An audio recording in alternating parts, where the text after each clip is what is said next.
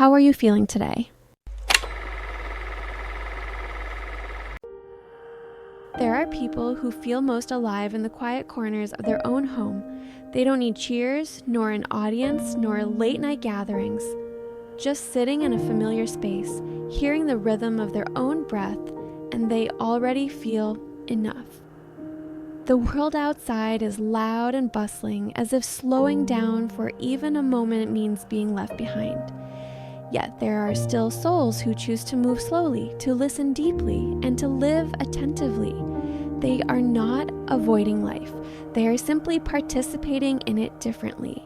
Perhaps in the eyes of others, they seem to be missing out on something. The laughter, the parties, the endless trips. But strangely enough, within that stillness, they find another kind of vitality, a way of being that needs no proof. Sometimes people look at them and ask, "Why do you stay home all the time?" A question that sounds harmless, but hidden beneath it is an invisible comparison. Why aren't you like us? And instead of defending themselves, they simply smile. Not because they have nothing to say, but because they understand. Not everyone can hear the language of silence. Amid all the noise out there, perhaps it's time we look again. Are those who choose to live slowly, who choose to stay home, really avoiding the world? Or are they moving closer to the peace that the world has long forgotten? And from here, we move into the next part, the psychology behind silence, where we explore why there are people who only truly come alive when the outer world quiets down. Many people think that those who enjoy staying at home do so because they're shy or afraid of the outside world. But in truth, that's not the case. They simply feel most at ease in familiar surroundings, a space where they can relax, think, and be themselves. According to psychologists, people who enjoy staying at home often have a rich inner world. They think deeply, feel intensely, and have strong imaginations. When they're alone, they don't feel empty. On the contrary, their minds become highly active. They think, they observe, and they perceive everything more clearly. They don't need excessive external stimulation to feel joy. A quiet morning, a cup of coffee, a gentle melody, that alone is enough to bring them comfort. For them, being at home doesn't mean isolation, but choosing an environment that allows them to feel calm and recharge their energy. When they are at home, they get to rest, to reflect, and to reconnect with themselves after long, exhausting days. Therefore, the love of staying at home isn't something unusual. It's simply a way of living, a conscious choice to keep their mind and emotions in balance. In the next part, we'll look deeper into this idea. Home is not a hiding place. It's where the soul finds peace. A place where one rediscovers true safety and serenity. Many people often say, "You must be afraid to go out if you stay home all the time." But in truth, that's not the case. For some, staying at home isn't about avoidance. It's about choosing a more peaceful way to live. At home, they don't have to pretend to be cheerful, don't have to say things they don't mean, nor smile just to please someone else. They get to be themselves, to relax, to rest, to live by their own rhythm. The home, for them, is more than just a place to stay. It's a space to regain energy, to organize their thoughts after a long, tiring day, and to reconnect with their own feelings. Many of them are emotionally sensitive. Noise, crowds, or overly stimulating environments can easily drain them. So when they choose to stay home, it's not because they fear the world, but because they understand what truly makes them feel safe and comfortable. Psychology calls this a deep connection with one's inner world, a kind of awareness that helps them understand themselves better than they understand the external world. They can find joy in the simplest of things, a cup of coffee, a piece of music, or just the light streaming through the window. For them, peace isn't found in distant places. It's found in the feeling of being in the right place. a place where they don't have to force anything, don't have to prove anything, only to be themselves and feel at ease. When we understand this, we begin to see that staying home doesn't mean living closed off. It's a form of self-care, a conscious choice to slow down and keep the mind whole. In the next part, we'll talk about the journey of realizing this truth, that peace is not a weakness, but the truest essence of who we are. A turning point where one stops trying to blend into the crowd and begins to live in alignment with their own emotions. There was a time when many of us tried hard to fit in. We tried to talk a little more, to join parties and gatherings, to laugh along at stories that didn't amuse us, telling ourselves, I'm just trying to open up. But then, one day, we realized, after every effort like that, there came a deep, inexplicable kind of fatigue. Not because someone had hurt us, but because we had drifted away from ourselves. We began to see that we were never lacking energy. We were just using it in the wrong places. We were never afraid of the world. It was simply too loud for us to hear ourselves. And from that moment on, everything began to change. We stopped forcing ourselves to fit in with places that never felt like home. We stopped pretending to enjoy conversations that left us drained. We stopped seeking validation because we began to understand that peace, not approval, is the real measure of happiness. Not everyone grasps this right away. Because the world keeps teaching us that peace comes from having more, while for some of us, peace begins when we need less. We learn to treasure quiet evenings, moments of solitude that didn't feel lonely. We realized staying home doesn't mean missing out on the world. It means connecting more deeply with the world within. And when that happens, we stop feeling the need to prove anything because we know silence isn't emptiness. It's where the soul comes to rest. In the next part, we'll go deeper into the inner world of those who live inwardly, where emotions are not only felt but understood. That part is called inner reflection, when emotion becomes art. When you spend enough time alone, you begin to realize that emotions have their own language. No words are needed. You just sit still and feel. Those who love staying at home often share one remarkable trait. They know how to observe themselves. They don't let emotions pass and fade away. They pause to understand. Why am I sad? Why did that hurt me?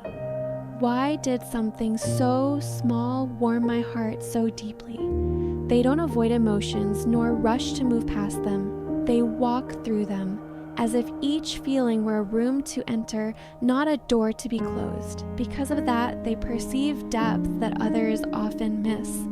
Their joy isn't loud, but steady. Their sadness isn't negative, but profound. They know that if you listen long enough, every emotion carries a message. Psychology calls this introspection, the ability to look inward and understand oneself more deeply. And interestingly, those who possess this capacity tend to be more creative, empathetic, and emotionally intelligent. Because they don't just live, they observe how they live. They don't just feel, they understand what they feel. They don't just think, they trace the origin of their thoughts. So, for them, a quiet moment can become a painting. A memory can turn into a lesson. An emotion can become something to cherish, not something to escape from. And it is precisely that stillness that nurtures creativity.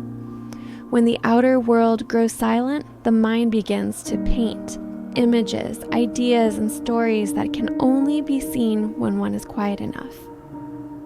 In the next part, we'll touch upon a very delicate truth, because even though these people live deeply, feel deeply, and understand themselves clearly, the world outside doesn't always understand them. Their silence is sometimes mistaken for distance, and their peace is sometimes mislabeled with the wrong words. The next part is titled, When the world misunderstands silence. A small chapter, but enough to remind us that sometimes silence itself is a language. Not everyone knows how to hear. This world has a very unconscious habit.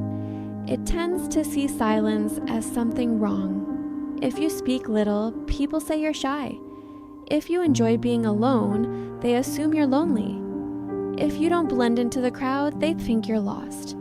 But what they don't realize is that behind that silence lies a mind working in great depth, a person who is observing, thinking, and perceiving the world in a different way. Those who love staying home, who value quiet, are not standing outside of life. They are simply participating in it more gently, more consciously. They don't need to speak much to connect because they understand that sometimes silence itself is a form of understanding. Yet, in a society that glorifies noise and excitement, silence becomes one of the most misunderstood things. A quiet person is seen as cold.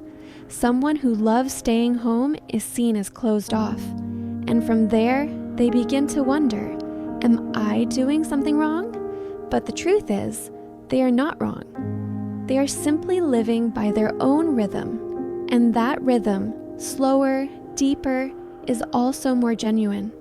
In fact, if we look back, many great thinkers, writers, and artists in history were once considered different. But it was precisely their silence that gave rise to things of meaning for all humanity. So when someone tells you that you're too quiet, too still, too reserved, just smile, because they are only seeing you through the surface of noise, while you are living in the depth of awareness.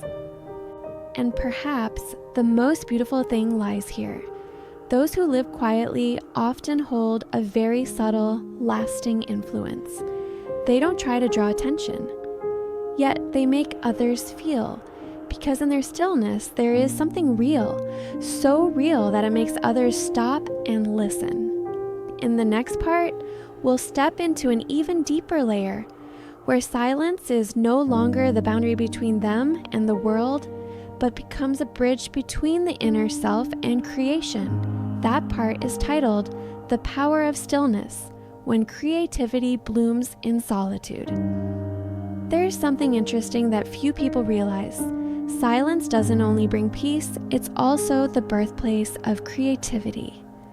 When the outer world quiets down, the mind finally has room to breathe. Ideas, emotions, images, memories, they all begin to move naturally, like gentle ripples spreading across the surface of a lake. It's within those silent spaces that many people find their own source of light. A sentence gets written, a melody suddenly appears, or simply a thought arises that changes how they see life. Those who love staying home, who love quiet, often carry a world within that is deeply alive. They don't need to go outside to seek inspiration, because it already lives within them, just waiting to be heard. When they sit alone, with no noise interfering, their mind becomes clearer, and it's in that moment that creativity begins to sprout, quietly, persistently, without display. Many psychological studies show that those who can be comfortable in solitude often have high levels of creativity, empathy, and emotional intelligence, because they know how to listen to what others overlook and sense what others leave unsaid. Solitude, when understood correctly, is not an emptiness to be filled, but a fertile space where the mind blossoms. Just as a seed needs still soil to germinate, humans too need stillness to grow. You may not realize it, but many people who have changed the world did so within the quiet walls of their own rooms. They weren't loud and they didn't seek the spotlight. They simply sought to listen to themselves clearly. So if you feel at ease when you're alone, don't think you're wasting time, because in those quiet hours, a new part of you may be coming to life, brighter, deeper, and truer. In the next part, we'll talk about something deeply human, why sometimes behind the love for silence lie old wounds, and the ways we've learned to protect ourselves. That part is titled The hidden reasons when silence becomes a way of self-healing. Sometimes the reason someone loves silence is not simply because they like it, but because they have once been hurt by the world. There are people who used to be open, who once loved the noise, who tried their best to blend into the crowd, but then one day a relationship fell apart, a trust was betrayed, or a moment of honest emotion was dismissed. From that moment on, they learned to pull back a little, not because they hate the world, but because they fear losing their inner peace once again. And so they return home, not just to a physical house, but to the home within the mind, a place where they feel safe, where they're allowed to be themselves, and where they don't have to apologize for feeling too much or too deeply. Many of them are emotionally sensitive. They can feel the sadness of others, notice subtle changes in a tone of voice, and are easily affected by the energies around them. So for them, silence isn't a convenient choice. It's a necessity to keep the mind healthy. Some stay home to feel safe. Some stay home because they are relearning how to trust. And some simply because that's where they feel balanced. Whatever the reason, they all share one thing in common. They are choosing to treat themselves more gently. Not everyone understands this, because society often celebrates those who are active, strong, and outgoing, while few realize that having the courage to stay still, to slow down, to be alone is also a form of bravery. For courage is not only about facing the world, but also about daring to stay with yourself, even when there are wounds inside that haven't fully healed. And within that silence, healing happens naturally. No words of encouragement are needed. No one has to come and comfort them. Just stillness and enough time for the heart to find its rhythm again. In the next part, we'll talk about something truly beautiful in this journey, that silence doesn't distance them from life. It helps them see its true meaning. That part is titled, "At some point, we begin to realize staying home is no longer just a habit, but a conscious choice, not because we fear the world outside, but because we understand clearly what we need, what we want, and where living truly begins, not just existing. At home, we don't have to play a role. We don't have to maintain an image or adjust our emotions. We can be silent without feeling empty, be alone without feeling lacking. Many people call this solitude, a chosen aloneness, a state in which one is no longer a stranger to oneself. It's different from loneliness. Loneliness is when we need someone to fill the void, while solitude is when we fill it ourselves with understanding and peace. Those who love stillness understand that joy doesn't come from having more, but from knowing enough. They don't chase after noisy gatherings, but create quiet, genuine moments. A morning making coffee, an evening reading a book, a small candle flickering in a familiar room. These are joys that don't need to be shown, feelings that don't need validation, because they have learned to live slowly yet deeply. And strangely, that very stillness makes them more empathetic, gentler, and more genuinely connected with others. They don't speak much, but when they do, their words carry weight, because they come from a soul that has listened for a long time. Peace to them is not about escaping the world, but about choosing a different way to exist within it. No longer wanting to conquer, but to understand. No longer seeking to win, but to see clearly what truly brings happiness. And one day, they realize peace is not a destination. It's a way of living, a rhythm that listens, pauses, and gives thanks for the simplest things that are present in this very moment. In the final part, we will arrive at the quietest point of this journey, where peace is no longer a choice, but becomes the essence of a soul that has learned to live truthfully. That part is titled, "When Peace Becomes Who You Are." There is a very special moment in this journey when you no longer feel the need to try to be at peace. At that point, peace is no longer something you seek, but something that naturally becomes a part of who you are. You no longer need to escape from the noise, because within you, there is enough stillness for the noise to no longer shake you. You no longer need to prove what is right or wrong, because you understand truth doesn't need agreement from others. It only needs your recognition. Those who once searched for peace in solitude will eventually realize peace doesn't lie in where you live, but how you live. It's not found in the room itself, but in the way you face yourself each day. They may stay home, but their minds remain open, still observing the world with gentleness and patience. They know what tires them, what brings them joy, and they choose to keep only what keeps their hearts at ease. That's when a person is no longer pulled by the pace of the world outside, no longer needing to compare, to compete, or to prove that they are living well. Because they understand to live well sometimes simply means to live truthfully. When peace becomes who you are, everything in life begins to soften. You speak slower, listen deeper, and treat yourself with more kindness. You start to feel grateful for the smallest things: a good meal, a sunny afternoon, someone who understands you with just a glance. You no longer need a crowd to feel that you exist, because you have found the most trustworthy companion, yourself.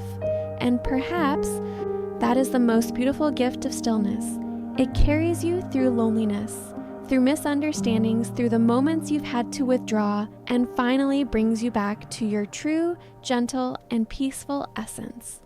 So, if you're someone who loves staying home, who loves quiet, who lives gently without needing noise, know that you are not out of place in this world.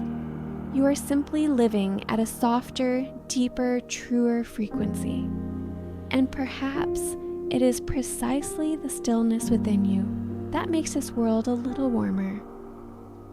This journey ends in silence, but not the silence of emptiness. It is the quiet of a soul that has found itself. Some people travel halfway across the world to find peace, while others only need to sit still in a small room to discover an entire universe within. Peace is not a destination. It is a journey of awareness, where we learn to stop resisting, to listen, and to accept that we don't need to become someone else to be loved or to feel worthy. When we finally stop, we begin to hear the small things we once overlooked, the sound of our own breathing, the voice of another's heart, and even the silence itself, which says nothing, yet heals everything. Perhaps that is what life has been trying to teach us all along, that to live deeply is to live truly. And when we are quiet enough, everything else naturally becomes clear. If these reflections have touched something within you, please subscribe to Mindora, turn on the notification bell, and press like to continue this journey with me. The journey of understanding, reflection, and release. Because perhaps in a quiet moment of your own, you will realize peace was never far away. It has always been right within you.